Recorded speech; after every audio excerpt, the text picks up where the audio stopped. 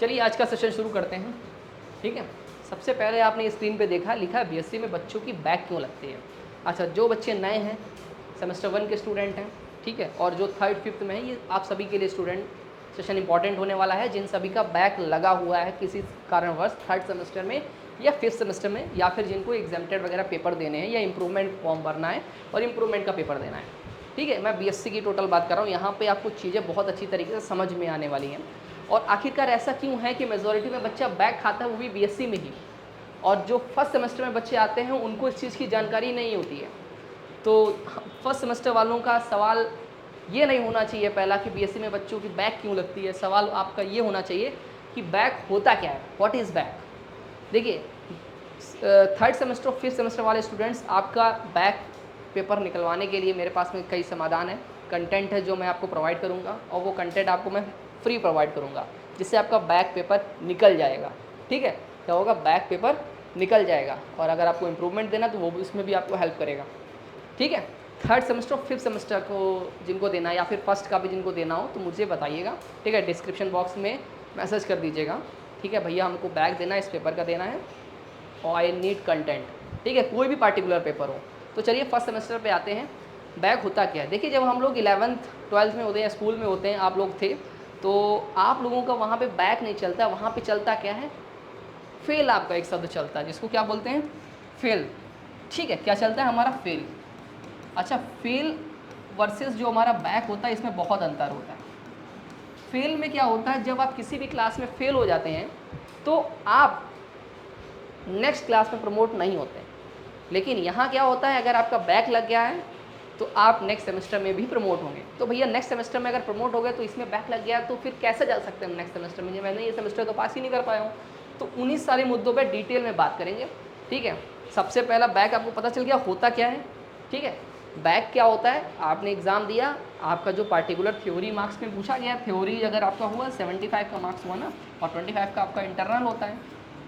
Theory में जो 27 marks अगर आपको लाने हैं पास करने के लिए, अगर आप वो नहीं ला पाए हैं, ठीक है, अब तो एनईपी में सिस्टम बदल गया, यहाँ पे 75 प्लस 25 दोनों को मिलाकर 33 मार्क्स लाने हैं तो आप पास हो जाएंगे। ठीक है, पहले ऐसा नहीं था।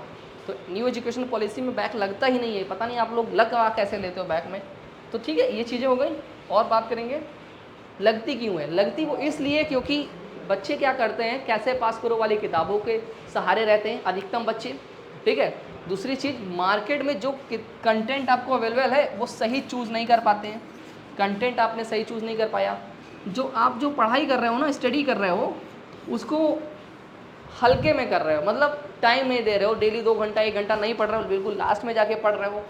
एग्ज़ाम आने वाले हैं 1 महीने पहले, 2 महीने पहले नहीं पढ़ रहे हो, लेकिन जब एग्ज़ाम आने वाले हैं 10 दिन बचे, 15 दिन बचे, तब आप पढ़ रहे हो। तो इस कारणवश आपका बैक लग जाता है। और पार्टिकुलर ऐसे भी कुछ पेपर होते हैं जिसमें मैं बता देता हूँ, फर्स्ट सेमेस्टर वालों आपको अच्छे से पढ़ना है। पहला पेपर है मैथ का, डिफरेंशियल कैलकुलस, बढ़िया से पढ़िएगा। मैट्रिसेस एंड अलजेब्रा, मैट्रिसेस वाला पोर्शन बहुत आसान है और अलजेब्रा वाला पोर्शन आपका बेसिक है, इसको ज़रूर पढ़िएगा। अगर आपने ये अच्छे से नहीं पढ़ा तो आने वाले समय में आपकी हालत ख़राब हो जाएगी। ठीक है, आने वाले सेमेस्टर्स में जो आए तो बहुत अच्छे अच्छे पेपर्स हैं, उन पे अच्छी तरह से कमांड करिएगा। केमिस्ट्री आप अपने आप ही पढ़ सकते हो, उसमें कोई दिक्कत नहीं, बहुत आसान है फर्स्ट सेमेस्टर का।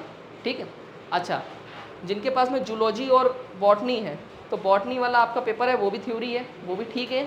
और जूलॉजी में जो आपका पहला पेपर है वो पूरा फाइलम वाला है, 7-8 जितने भी फाइलम हैं वो सब आपको पढ़ने, पूरा थ्योरी पेपर है, ईमानदारी से पढ़ेगा, टाइम लगेगा उसको।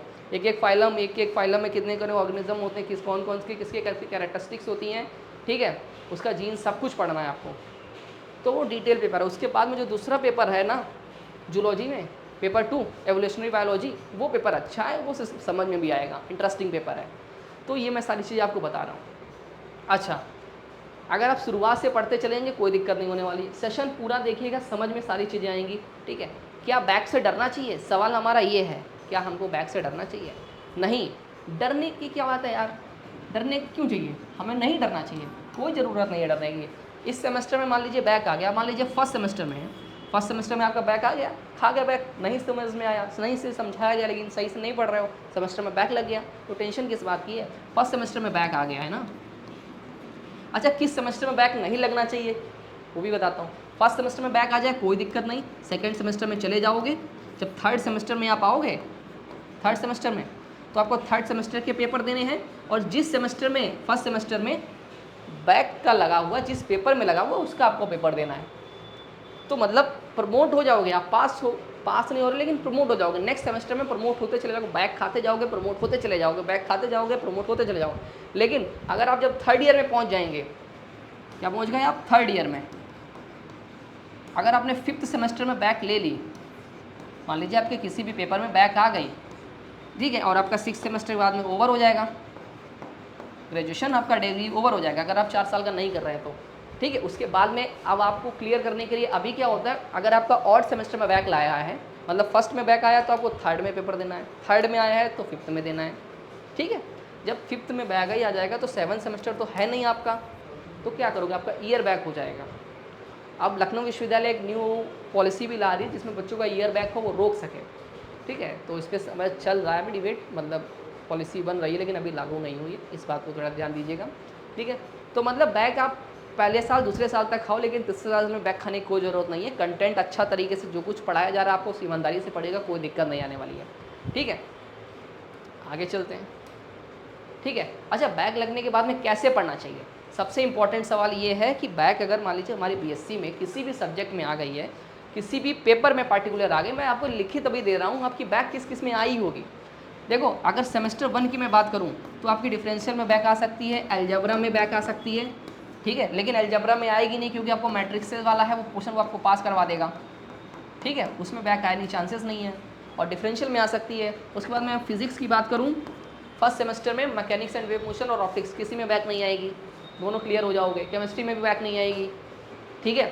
थर्ड सेमेस्टर में जब आप पहुँचेंगे, जब आप सेमेस्टर नंबर 3 में पहुँचेंगे तो आपका एक मैथ का पेपर होगा, इसका नाम है मैकेनिक्स। भैया मैकेनिक्स तो फिज़िक्स में होता है? नहीं भैया, मैकेनिक्स जो है ना वो थर्ड सेमेस्टर में मैथमेटिक्स में भी है, तो आपकी उसमें बैक आएगी अगर सही से नहीं पढ़ोगे तब। फिफ्थ सेमेस्टर में बैक आ सकती है आपकी, एनालिसिस में आ सकती है, न्यूमेरिकल एनालिसिस में आ सकती है। अगर चीज़ों को सिस्टमेटिक वे में नहीं पढ़ोगे, आराम से पढ़ते जाओ, दिक्कत हो जाएगी। तो सिस्टमेटिक वे में पढ़िएगा, बैक नहीं आएगी, डरने की कोई बात नहीं है, ठीक है। फर्स्ट सेमेस्टर वाले हैं, अगर कंटेंट को सिस्टमेटिक वे में पढ़ोगे तो कोई दिक्कत नहीं होने वाली है। जैसे कि मैं सेमेस्टर 1 की अगर मैं बात करूँ, बीएससी सेमेस्टर 1 में न्यू बैच हम लोगों का स्टार्ट है, क्लासेस उस पर चल रही हैं। उसमें क्या क्या चीज़ें हैं वो मैं थोड़ा एक चीज़ें बता देता हूँ, डिटेल में समझ लीजिएगा। और अगर उसी कंटेंट को फॉलो करते चले गए तो बैक वाला सिलसिला भूल जाओगे, कभी जीवन में बैक आएगी नहीं जब तक ग्रेजुएशन में हमारे साथ आप रहने वाले हो, ठीक है। समझो उसमें क्या होने वाला है। अच्छा, जो कंटेंट हम लोगों ने खुद पढ़ा हुआ है, हम लोगों ने खुद एग्ज़ाम दिए हैं, ठीक है, कैंपस में, तो उसी कंटेंट को ही फॉलो करेंगे सिस्टमेटिक वे में, वही नोट्स रहेंगे। सिलेबस बहुत ज़्यादा होता है। अगर एक हमारा कोलिजन टॉपिक है, ठीक है, फिज़िक्स में मान लीजिए आपका कोलिजन है ना, तो कोलिजन अगर देखा जाए, ठीक है, कोलिजन में एक अगर बढ़िया तरीके से अगर सिस्टमेटिक में देखोगे तो 60 पेज का पूरा कंटेंट कोलिजन पे ही है ना, और 60 पेज का टोटल यूनिट 1 पे पूरा ख़त्म हो जाता है। तो कितना पढ़ना है वही तो मैटर करता है नंबर लाने में, और कैसे लिखनी है चीज़ों को, सिस्टमेटिक वे में लिखनी है, फ्लो चार्ट में लिखनी है, डायग्राम बनाना है, ठीक है, बहुत ज़्यादा थ्योरी नहीं लिखनी है, ये सारी चीज़ें हैं। अच्छा, सब्जेक्ट हम लोग कौन कौन से प्रोवाइड करेंगे आपको, मैं अभी भी बता रहा हूँ, वीडियो क्लासेस लिखा हुआ है, लेकिन ये वाला जो पेपर है जियोलॉजी, इसमें वीडियो क्लासेस हम नहीं दे रहे हैं सेमेस्टर 1 में, ठीक है। क्यों? क्योंकि पूरा पेपर थ्योरी का है, मैं यहाँ पे बोल के जा रहा हूँ, फिर बाद में आप मत कहिएगा, आप क्या कोर्स के अंदर आ कहेंगे भैया इसमें वीडियो क्लास नहीं है। तो मुझे पता है ना कहाँ पे चीज़ें देनी है, कहाँ पे वो चीज़ें नहीं देनी, किसका मतलब है किसका नहीं मतलब है, ठीक है। अच्छा देखिए, फिज़िक्स है, आपको बहुत अच्छे से पढ़ाया जा रहा है, फिज़िक्स दोनों पेपर आपके अच्छी तरीके से पढ़ाए जा रही हैं, ठीक है, ठीक है, थैंक यू सो मच भैया। अच्छा, केमिस्ट्री ये भी आपका अच्छे से चल रहा है, मैथ दोनों पेपर, जूलॉजी दोनों पेपर, बॉटनी की क्लासेस आज से ही स्टार्ट हुई है, पहला लेक्चर अपलोड कर दिया गया है, ठीक है। स्टैटिस्टिक भी स्टार्ट है, कंप्यूटर साइंस भी स्टार्ट है, जियोलॉजी में वीडियो क्लासेस नहीं है, ठीक है। बाकी फीचर्स आप देख लीजिए, वीडियो क्लासेस मिलेगी। लाइव डाउट सेशन का मतलब क्या है, संडे को आपका डाउट सेशन होता है। संडे को क्या होता है, संडे को होता है डाउट सेशन, जहाँ पे आप रहते हैं, हम रहते हैं, सारी चीज़ें बात होती है। सबसे इम्पोर्टेंट जो हथियार हमारा रहता है वो है एग्ज़ाम बूस्टर। क्या है? Exam booster. एग्ज़ाम बूस्टर लगा डाला तो लाइव चिंगा लाला। इसका मतलब क्या, हम एग्ज़ाम बूस्टर में आपको क्या प्रोवाइड करेंगे, 10 क्वेश्चन प्रोवाइड करेंगे एक यूनिट के, और अगर पेपर हॉल में जब जाओगे तो देखोगे उस यूनिट के जो 10 क्वेश्चन मैंने प्रोवाइड किए उसी में से उठकर ये पेपर एग्ज़ाम में आप जो देखो पेपर उसी में ही वो पेपर में भी वही क्वेश्चन होगा। मतलब 10 क्वेश्चन मगर मैंने आपको यूनिट 1 के दिए हैं तो उसमें जो भी 10 क्वेश्चन हैं अगर पेपर में जो क्वेश्चन होगा यूनिट 1 का तो उन्हीं 10 क्वेश्चन में से ही आएगा। ये पावर है एग्ज़ाम बूस्टर की। तो एग्ज़ाम बूस्टर को थोड़ा हल्का वल्का मत लीजिएगा। एग्ज़ाम बूस्टर को लगा डाला तो लाइव जिंगा लाला। बीएससी सेमेस्टर 1 वाले स्टूडेंट से मेरी बात को ध्यानपूर्वक सुनिएगा। पेपर हॉल में जब आप जाएंगे आपको 10 क्वेश्चन दिखेंगे टोटल, ठीक है। यूनिट 1 के भी जो क्वेश्चंस होंगे, मान लीजिए उस पेपर में यूनिट 1 के 3 क्वेश्चन है या 2 क्वेश्चन है, तो जो मैंने एग्ज़ाम बूस्टर आपको प्रोवाइड किया है यूनिट 1 का 10 क्वेश्चन मैं दूंगा और उन 10 में से ही वो 3 क्वेश्चन आपके एग्जाम में पेपर में दिखेंगे, ठीक है। ऐसा वो चारों यूनिट में लागू होता है, तो हल्के में मत लीजिएगा। सबसे पहले आपको क्या करना है, पढ़ना कैसे सेमेस्टर 1 वालों थोड़ा ध्यानपूर्वक सुनो।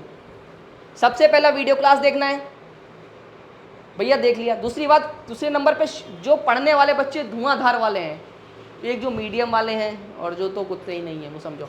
वीडियो क्लास देख लिया, शीट्स लगा ली। शीट लगाने के बाद में आपको एग्ज़ाम बूस्टर फॉलो करना है। अभी पीवाईक्यू पर नहीं आना है, एग्ज़ाम बूस्टर लगाने के बाद में आपको पीवाईक्यू देख लेने हैं। इसी को रिपीट कर लीजिए, इतना करके जाइए एग्ज़ाम हॉल में। आपके चेहरे पे जब पेपर देखेंगे ना, पेपर जब आप खोलो के देखोगे ना तो चेहरे पे स्माइल आएगी। क्या आएगी? स्माइल आएगी, ठीक है। ईमानदारी से, अपने से, ऑनेस्टली से मेहनत करते रहोगे, कोई दिक्कत, प्रॉब्लम, समस्या, तकलीफ नहीं आएगी, ठीक है। बाकी तो अब राधे राधे, सारा चीज़ें तो आपको पता ही है, ठीक है। ये सारी चीज़ों का, हाँ, क्लास नोट्स और पीवाईक्यू तो चलो बनते ही हैं, वो तो देना ही है। क्लास नोट्स मतलब क्या, जो टीचर पढ़ाता है, टीचर ने क्लास लिया, क्लास के बाद में आपको क्लास नोट्स मिल जाते हैं। इसके बाद में अलग से ही नोट्स पड़े हुए हैं दोनों फॉर्मेट में, हैंड रिटन और उस फॉर्मेट में। पर्सनल मेंटरशिप आपको मिलेगी, उसमें कोई दिक्कत, प्रॉब्लम, समस्या, तकलीफ नहीं होने वाली है। अगर आप सही जगह पहुंच गए अभी तो 3 साल आपके अच्छे गुजरेंगे। लखनऊ विश्वविद्यालय में वही वादा कर रहा हूँ आपसे, प्रॉमिस कर रहा हूँ, जो कुछ भी आप मान सकते हैं, ठीक है। अगर आप पढ़ने वाले बच्चे हैं तो मौज मस्ती में रहना चाहते हो तो मौज मस्ती में रह देंगे, हो जाएगा। बीएससी मतलब क्या, व्हाट इज बीएससी? बीएससी ही क्यों कर रहे हो, बीए में एडमिशन क्यों नहीं ले लिया?